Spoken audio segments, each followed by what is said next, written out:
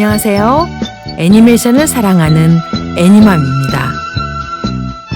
오늘은 캔디의 세 번째 이야기를 들려드리기 전에 연필로 스케치를 하면서 제 이야기를 조금 해보려고 해요. 저는 한때 만화가가 되고 싶었던 사람이었어요. 종이에 연필을 올리고 아무 말도 하지 않은 채 하루 종일 그림만 그리던 시절이었어요. 하지만 현실이라는 이름 앞에서 꿈은 조금씩 작아졌고 결국 저는 아주 평범한 일상 속으로 들어가 살아가게 됐어요. 그러다 요즘 웹툰이 익숙해지고 AI가 그림을 그리는 세상이 되면서 세상이 정말 빠르게 변하는구나 하면서 문득 이런 생각이 들더라고요. 예전에 종이에 그림을 그리던 그 시간이 이렇게 소중했었구나 라며 그때의 시간이 자꾸 생각나더라고요. 종이에 연필이 닿던 소리, 지우개 가루, 손에 남던 연필 자국들. 그 시절이 지금에서야 참 소중했다는 걸 알게 됐어요. 예전에는 많은 만화가 지망생들이 수없이 많은 습작을 했어요. 잘 그리기 위해서라기보다 그냥 너무 좋아서 그릴 수밖에 없었던 시간들이었죠. 그 고된 시간을 견딘 작품들은 이상하게도 오래 남아요. 우리가 어른이 되어도 문득 떠오르고 마음이 약해질 때 다시 찾게 되고요. 아마 오늘 우리가 다시 꺼내보는 캔디의 이야기도 그런 작품 중 하나일 거예요. 예전에는요, 많은 만화가 지망생들이 종이에 연필과 펜으로 수없이 많은 습작을 하며 실력을 쌓았어요. 정말 만화를 사랑하지 않으면 도저히 견딜 수 없는 시간이었죠. 밤새 그려놓은 곳, 마음에 안 들어서 찢어버린 종이들, 손에 남은 연필 자국들. 하지만 그렇게 쌓인 시간은 결국 작품이 되고 그 작품들은 우리 마음속에 오래 남게 됩니다. 그래서 저는 누구나 다시 한번 부담 없이 연필을 잡아도 괜찮다는 걸 이 영상을 통해 말해주고 싶었어요. 지금도 OTT를 보다 보면 오래된 만화들이 다시 상영되는 걸 자주 보게 돼요. 그럴 때마다 참 묘하게 감동을 받아요. 또 오랫동안 사랑받은 캐릭터들의 굿즈를 우리는 너무 자연스럽게 사게 되죠. 그건 아마 그 캐릭터 안에 우리의 시간과 기억이 함께 들어있기 때문일 거예요. 그래서 저는 앞으로도 이런 오래된 캐릭터들의 이야기와 창작의 가치가 더 중요해질 거라고 생각해요.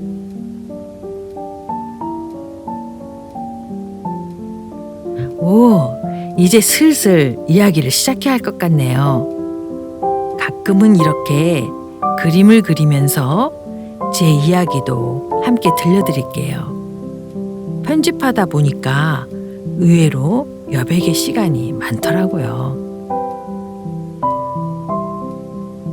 오늘은 장미정원의 만남, 그리고 아드레이 가문의 소년들 이야기예요.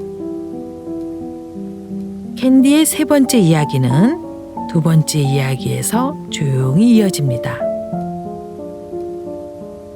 캔디는 이라이자와 릴의 괴롭힘을 피해 라건시 댁을 뛰쳐나와 엉엉 울고 있었어요. 보고 싶은 얼굴은 포니 선생님과 레인 선생님이었죠. 그때 낮고 부드러운 목소리가 들려옵니다.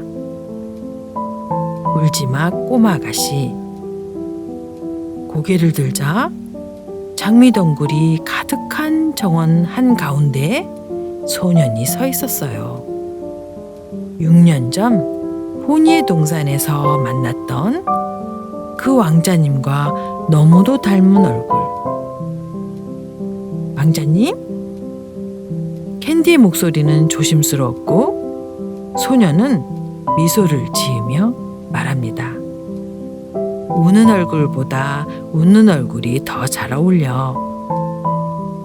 그리고 아무 일도 없었다는 듯 사라져버려요. 포니의 동산에서 그 왕자님이 했던 말과 똑같은 말, 캔디는 그 말에 다시 용기를 얻고 도망쳤던 집으로 돌아가기로 결심해요.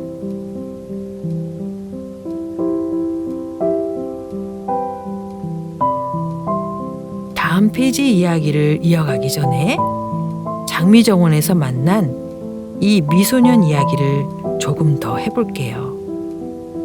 이 소년의 이름은 안소니예요. 안소니는 아드레이 가문의 사람이고 아버지는 선원이라 집에 거의 계시지 않아요. 초록색 눈이 캔디와 닮았다는 어머니는 일찍 세상을 떠났어요. 그래서 안소니는 사촌인 아치와 스테어와 함께 아드레이가에서 지내고 있죠. 아드레이 가문은 레이크우드의 대부분을 소유한 윌리엄 큰할아버지의 땅 덕분에 새 소년은 마음대로 자신의 집을 짓고 살고 있어요. 나중에 캔디는 안소니 역시 어머니를 잃고 외로움을 안고 살아간다는 걸 알게 되면서 자신과 닮았다고 느끼고 마음 아파하게 됩니다. 안소니의 취미는 장미 품종 개량, 그래서 그 아름다운 장미 정원이 있었던 거예요. 장미 정원은 그의 마음 같은 곳이었어요.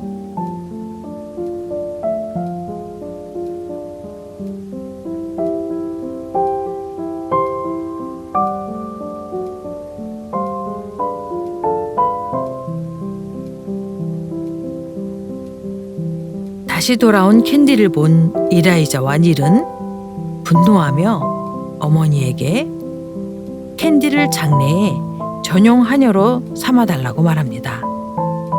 말벗스러운 아이가 하녀가 되어가는 순간이죠.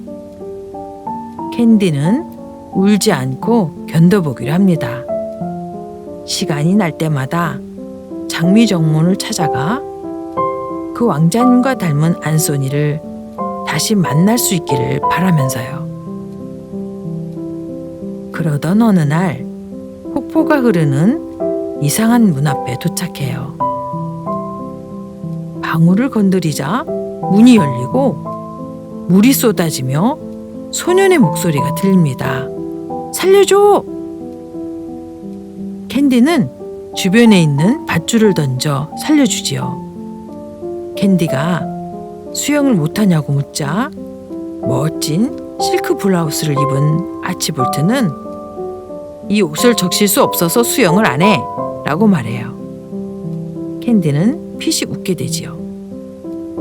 그러던 어느 날 아드레이 가문의 가장 웃어른인 에르로이 할머니가 친척들을 불러 모은 파티에 입고 갈 드레스를 사러 이라이자는 캔디를 데리고 갑니다. 결국 이라이자와 닐은 짐꾼으로 캔디를 부려먹다가 캔디를 시내에 두고 가버리지요. 항상 있는 일에 캔디는 걸어가기로 마음먹고 있을 때 덜덜거리며 자신이 만든 자동차라며 태워주겠다는 아치볼트의 형인 아리스타야 코넬을 만나게 됩니다. 스테아는 어려움 속에서 밝은 캔디를 보며 흥미를 느끼게 되죠. 결국 자동차는 고장나 버려 당연시 되는 코스로 캔디와 함께 호수에 빠지게 됩니다. 그래도 둘은 웃으며 비밀의 정원을 지나며 나무를 함께 타며 돌아오게 됩니다. 그 시간은 캔디에게 잠시나마 자유였어요. 드디어 아드레이가의 큰 파티가 있던 날, 캔디는 장미정원의 미소년 안소니와 아치, 스테아를 모두 만나게 됩니다. 그들은 모두 캔디를 반갑게 맞아주죠. 아드레이가의 멋진 소년들이 캔디 주변에서만 장난을 치며 놀자 주변에 미움을 받게 됩니다. 특히 안소니를 좋아하는 이라이자는 더욱 화가 나죠. 아니나 다를까 바로 다음 날 캔디는 이라이자의 어머니로부터 방을 옮겨 릴과 이라이자의 말을 돌보라는 명령을 받게 됩니다. 마구간으로 옮겨진 캔디는 고용인으로서 버릇없는 행동을 하면 쫓겨날 것이라는 경고까지 받게 되죠. 캔디는 여기서 나가면 어디에도 갈 곳이 없다는 생각에 열심히 일할 각오를 하게 됩니다. 그리고 이곳에서 캔디의 진짜 성장 이야기가 시작되죠. 오늘은 여기까지 할게요. 캔디의 이야기를 다시 꺼내보니 저도 제 어린 시절로 잠시 돌아간 기분이었어요. 다음 이야기에서도 천천히 함께 추억을 그려봐요. 이 그림이 마무리될 때까지 잠깐 더 시간을 함께 해주세요. 그럼 안녕.